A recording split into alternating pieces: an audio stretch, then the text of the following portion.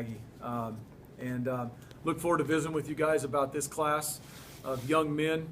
Some of them are kids that we've been recruiting for quite some time. There's a few of them actually listed that are enrolled right now at Utah State and in the weight room with Coach Scholes and those guys and kind of going. It is a class. If as I was looking through a while ago, and we were actually just talking about it in a staff meeting, it's a really long class. It's one of our longer classes. We got a lot of length. There's a couple, we got a couple little short little slot receivers that are playmakers from Florida. Other than that, I think everybody's 6 foot or taller and trying to get more length, especially at corner and wide out. And I think both of those were addressed. The other one was linebackers. That has been addressed and quite frankly will continue to be addressed. Nobody needs to ask me how many scholarships are still out there because I'm not going to give anybody an exact number. But yeah, there's a couple and we're still looking for some guys. And that'll go on as the spring goes on. We've done that every year. It's also something I think at Utah State that has been productive for us is signing some kids late, whether they be grad transfers or high school or junior college kids late for whatever reason. So we'll do that again. So this is it's an athletic long class is exactly how I would probably describe this class. And a few guys in here that are multiple position guys, or they could be, and I like that as athletics. There are also some multi-sport guys in here, which I think is a trend that I like to keep going. I like signing guys that are multiple sport guys and that they're competitive guys by nature, and so we have several of those guys. So with that, I'll just go ahead and open it up for any specific questions. Can you address the guys here from our valley? I think people would be interested in that. Yeah. Would be the guys who, the kids from Skyview and Logan.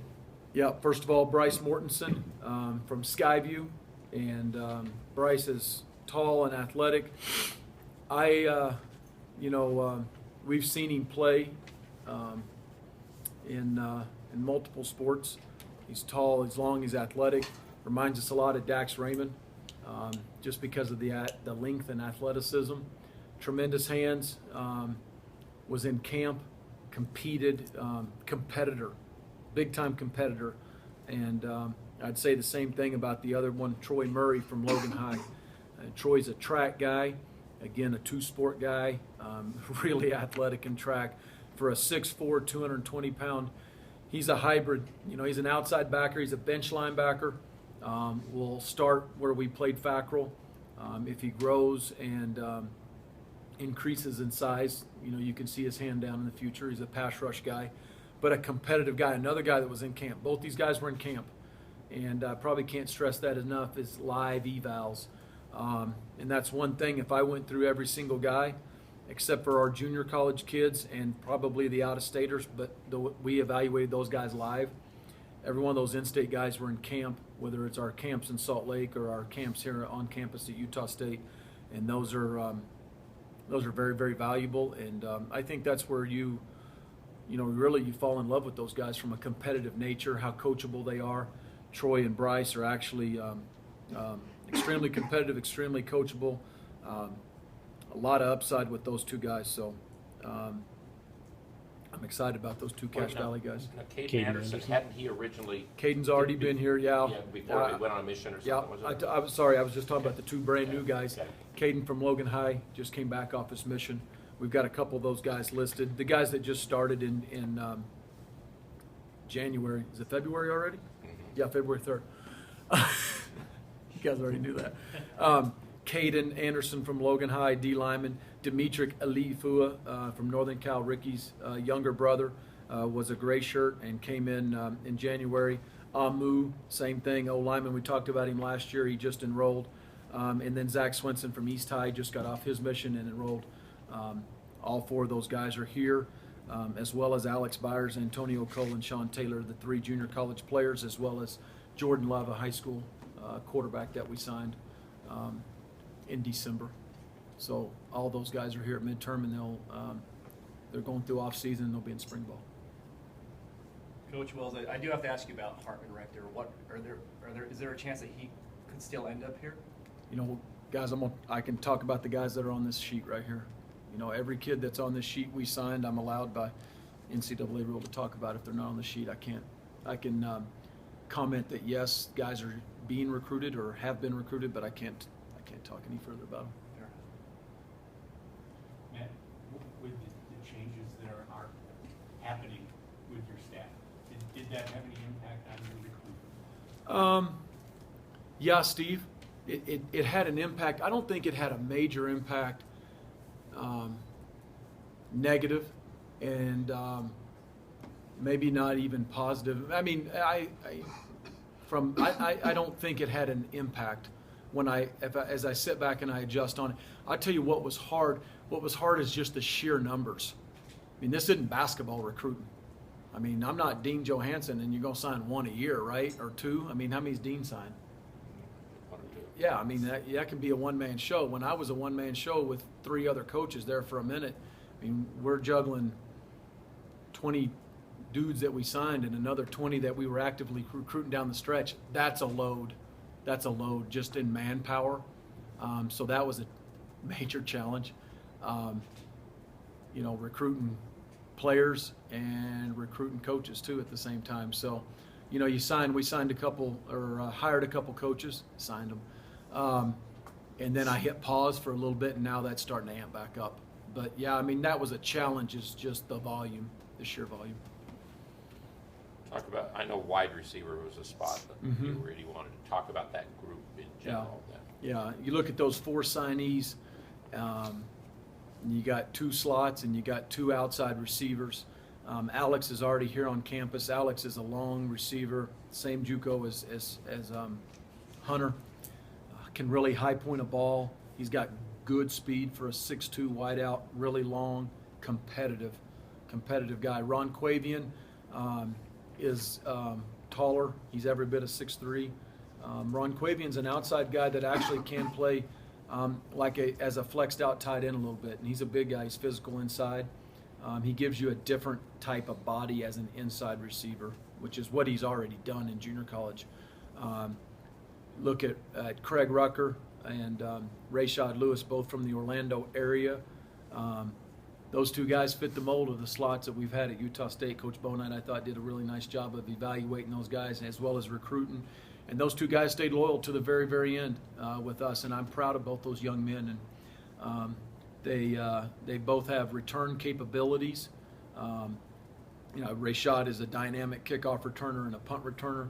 The ball in his hand, he can play corner, he can play slot. Multiple position type guy. We're going to start him at receiver, but he could play nickel corner, I believe. Ruck is a guy that you see, with the ball in his hand and all the fly sweep stuff that we do with the slots, handing the ball, the things that we already have built into our offense, and other returner type kids. So those 2 guys, you know, with Kennedy Williams and with Andrew Rodriguez both being seniors, that was going to be a position of need, and to get 2 young freshmen in the same class, and those 2 will compete immediately. So I'm excited about those 2 guys. Coach, you mentioned Ray Shot, maybe not the most high star guy you guys have, but probably the most high profile. Was it any different recruiting someone like that with a future Hall of Famer as a father? And then kind of a 2-part question also, do you feel like that brings anything extra having him here on the team? From a national spotlight perspective. Yeah. Well, that's a great question. I like the way you worded it. I don't think there's any question. I mean, I just saw a tweet the other day from, I should know this before I walk into a press conference, shouldn't I? NFL.com or NFL something, and it's Ray Lewis's kid. I'm going to tell you what, though. We signed Ray Lewis's kid for who Rashad is. Because if Rashad couldn't play and help us win a Mountain West championship, we wouldn't recruit him. And that goes for any kid on there. And for that matter, we recruited him just like we did any other kid. He just happened to have an all-pro dad. Was here on the visit in Logan, and was really a tremendous support, I believe, for him. Neat to see that, being a dad and all those things that weekend, and he's been a support.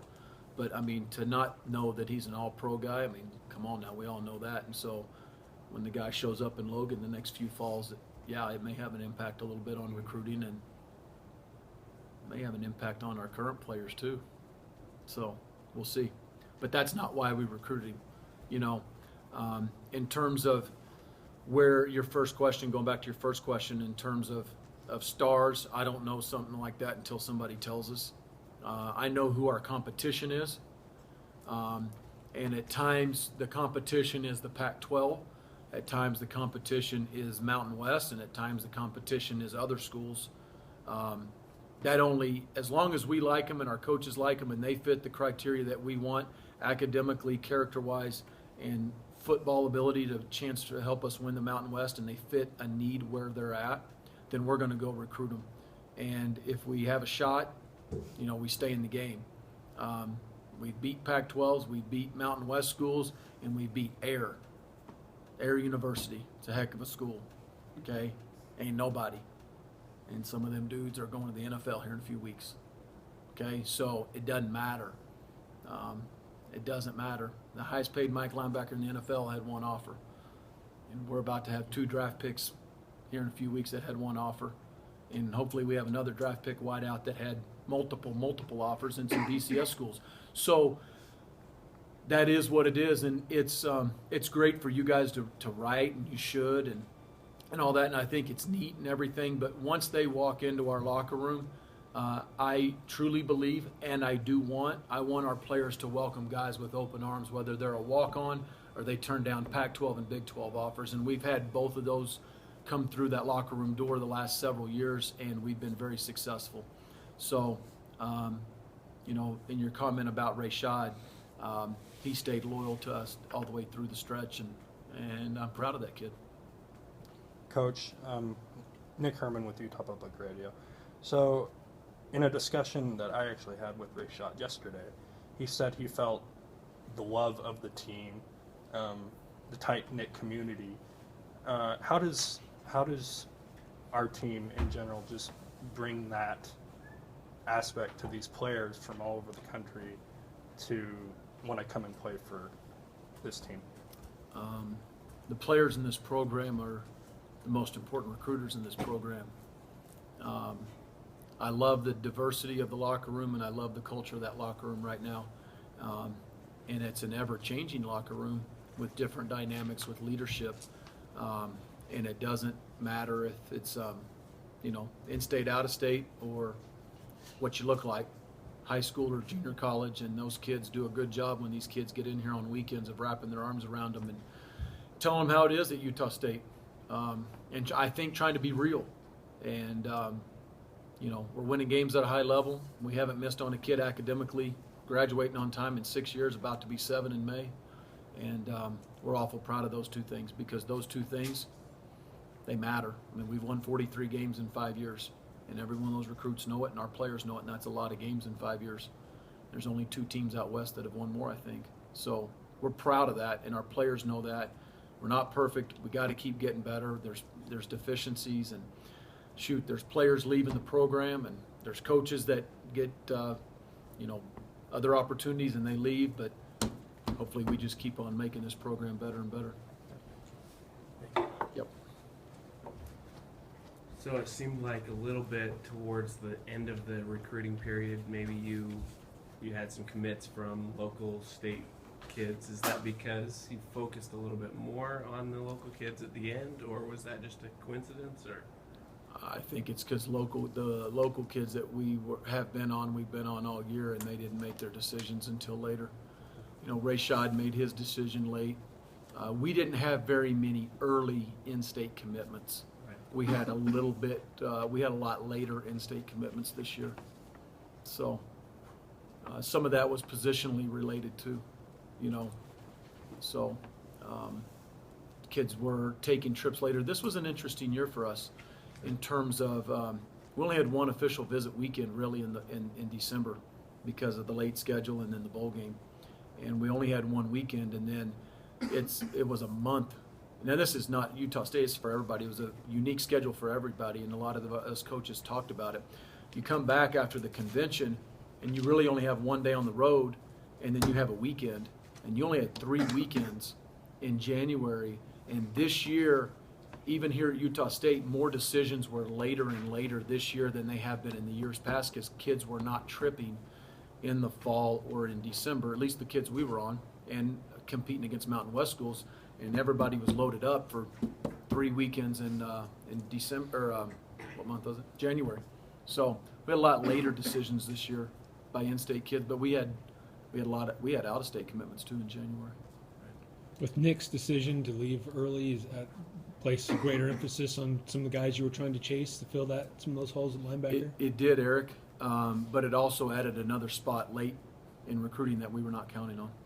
It freed up a scholarship for you then. I don't know about freed it up, but it made it. I mean, we needed another linebacker, So, I mean, it doesn't give us, just because he left doesn't give us another initial scholarship, and I won't get into all the numbers and all that.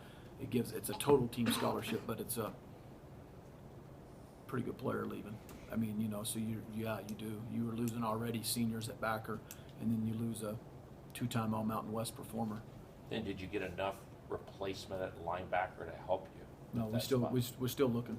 We're still looking. Oh, I mean, it's ongoing. We got a few, and they're young, and we're developmental, and we got to have guys in the program that have to step up at backer, and we're going to continue to recruit. Just like I said, we've got a couple we're going to continue to look for. So you're not necessarily counting on somebody from this list to come in and start, sounds like. I'd like every one of those kids starting tomorrow morning to think that they're going to walk in and compete, because I don't know which freshman's going to do it. Right. Whether it's Dimitri Alifua, who is an older gray shirt from 2 years ago, all the way down to the junior college. I want every one of those kids thinking it's always easier to pull back the reins than to shove a kid off the porch and ask him to go hunt or go run. So I want them hunting right now. I want them competing right now and thinking they're going to come in, because the kids that do that and the kids that are ready to compete are the kids that are going to get a chance to compete at a high level and win a job in training camp. And I just go back over the years at Utah State. You go look recently. Kennedy Williams came in as a true freshman walk-on and played right out of the gate. Jake Thompson, true freshman kicker, coming in and won the job.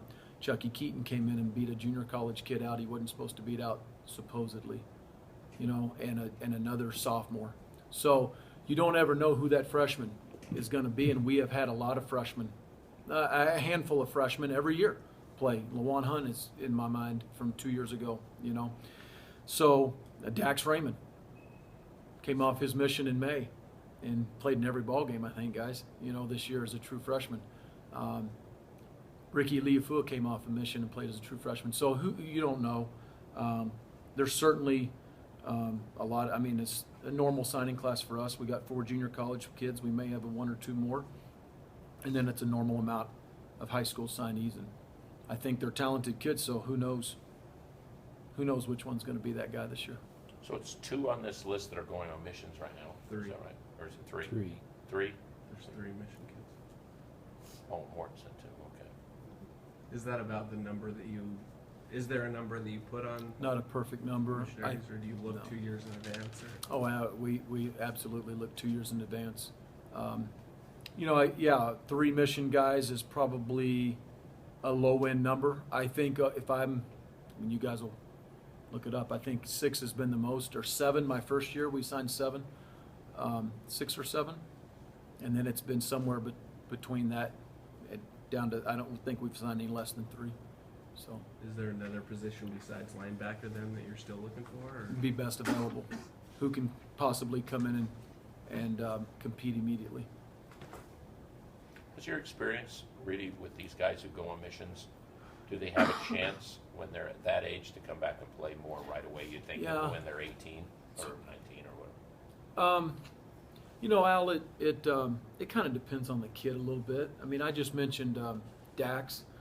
Dax came back in May and was pretty skinny and still pretty skinny. And, I think it's, up to us to fit a kid into your scheme and ask him to do things that allow him to compete at a high level. He did. He played very well as a true freshman.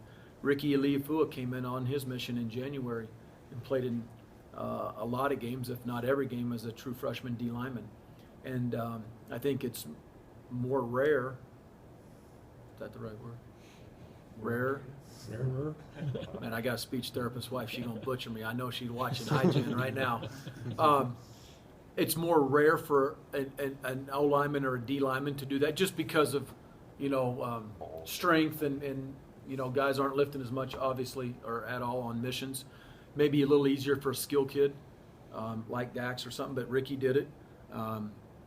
So you never know on some of these guys. You just never know on when bodies are going to stop. Your metabolism slows down. You start gaining a little weight and strength and opportunity. So I don't know. It's hard to predict. Are there any guys that you're expecting? Maybe, I don't know, say a linebacker as an example. Are there any guys currently on the team that you would expect to move positions or anything like that, or Move to backer or move to from backer, backer? or just as an example, obviously? Like Ian Tongia is kind of a tweener. He's different getting things like bigger that. and heavier as we speak. I mean, he's gotten bigger since this press conference started. It's It's gonna be easy for him. it's gonna be hard to hold that dude back now. Right. I'd like to stand him up at the B linebacker, the boundary backer, but he's getting big and strong, and I still see him playing both ways. Can I comment about mission kids or not?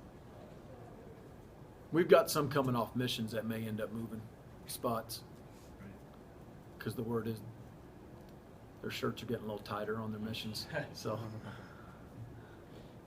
Coach, any those specialist kickers, punters, is that not a need this year, or is that something that's still out there that may happen later on? we in did the not spot? sign one to an initial scholarship. That's why they're They not can on still this walk list. on. These are all signees. So I mean, I've got 3 on scholarship as we speak through the rest of this year, and that's why you're not going to sign one. But we'll have a couple new kids come in and compete, and our existing kids, Jake and Brock and Aaron will always compete, and the young men coming back in the program, and then we'll add a couple young men for the fall to come in and compete with them, but no signees. How do you see your quarterback spot now, and where does Love even fit in right off the bat, or with Every kid will come in and I don't know where Jordan is. Jordan will be better in training camp than he'll be in spring ball. Jordan Love should be in chemistry class right now. I mean, he's a young 17-year-old kid, but he's a very talented kid. He's jumped right in the weight room. Our players love him. I know Coach Scholes loves him. It's hard to say, Al.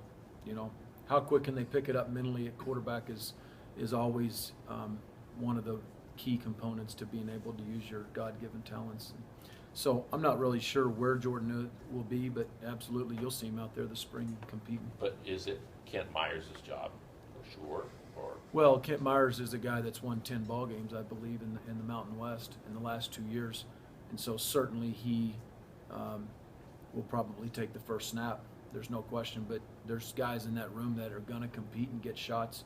He's not going to take 70 or 80% of the snaps this spring. He'll have to compete to win the job, but he'll certainly start out in taking the first snap. Absolutely.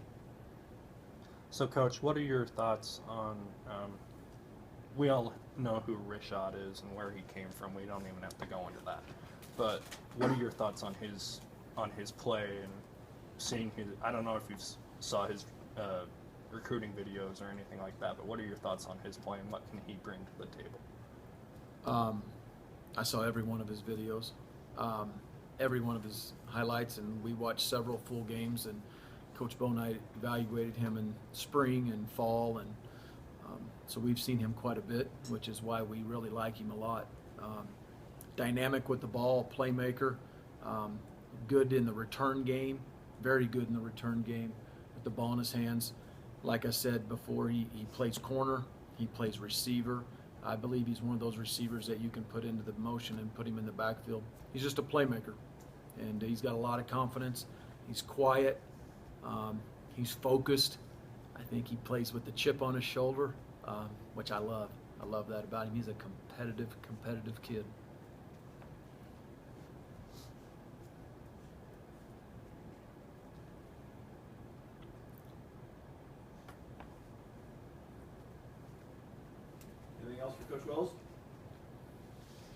Any conversation with Ray Lewis to lead any pregame speeches for your team? I had several with Ray. None of them Eric focused on that. I'm gonna tell you what, the guy. It was a good weekend. You know, guy that was completely engaged with the recruiting process in terms of being a dad for a son and being there and soaking up information about Logan and Cache Valley and I mean, he already had his fishing spots picked out and knew where he was going to stay. Told me he knew, you know, all this kind of stuff, and was fired up about it, but also very supportive of his kid, and understood that the weekend was about him and being a dad and being very supportive.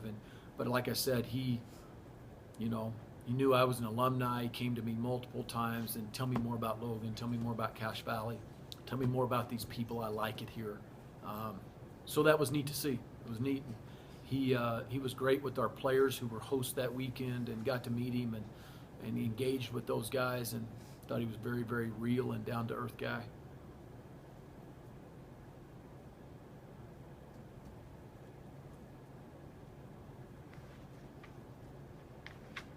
Anything else I don't even think I can ask another question. after that? No, it's just. Appreciate y'all coming out.